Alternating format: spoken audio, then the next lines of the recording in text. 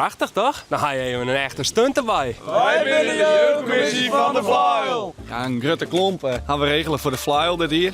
Elke jaar zitten we een beetje naai. Wie een bier aan het waan en wie we mij de vrijwilligers. En toen dachten we van, nou, wat is nou echt Flyle? Nou ja, klompen. En toen kwamen we dit dingetje in en dachten we dat maar regelen. De meesten van wie dat deze klomp is, kwamen best wel mooi uit. Dat wij er belang bij hier, want hij moest verplaatst worden. Maar hij stond midden in een weiland hier verderop. Ik kon net een kraanauto erbij komen, want het frame zit vol met beton. Dat ding weegt nog een ton. Dus wij zijn vanuit het water weer beginnen met een trekker. En we hebben een teksel hebben we zelf in moeten maken om dat ding met weiland uit te lopen. En dan komt er vanmiddag hier een grote kraan en vrachtwagen. En die zullen hem op karren zetten. De striarena die hebben wij altijd vlak bij de tenten staan. En de kist dus vanuit het feestterrein, vanuit de kooi, bij de tent kist ook dan nu zijn steuntje in. Dus dit hier zit de klomp heel groot in het zicht aan het feestterrein. Ja, ik vind het een prachtig mooi idee om zo'n grote klompen te zetten. Het valt mooi op. Ik vind het prachtig. Het is een mooi groot ding. Ik gewoon een eye-catcher. Ja, machtig. Voor het feest is het heel mooi. Ik denk dat het wat hun is een eye-catcher is. Ik denk dat het echt zo'n fotomomentje wordt. Dat loopt ik wel meestal liek het me. Ik vind hem hartstikke mooi. Ze hebben me vragen. Hey, maar de klompje even staan. En dan maar het verhaal van Flyalfeesten en Boerdoel. Ja, ik vind het een heel mooi ding. Maar ik ben ook wel blij ervoor. Dus. Die klomp die gaat je naar de eigenaar. Die gaan hem wat opknapen. En dan gaat er weer in de verhuur. Dus dan kunnen ze hem ook weer huren. Dat mag ik het leuk vinden. Dit is in principe gewoon een huis. En dit is ook een heel iconisch huis natuurlijk. Dus ik vind het net weg.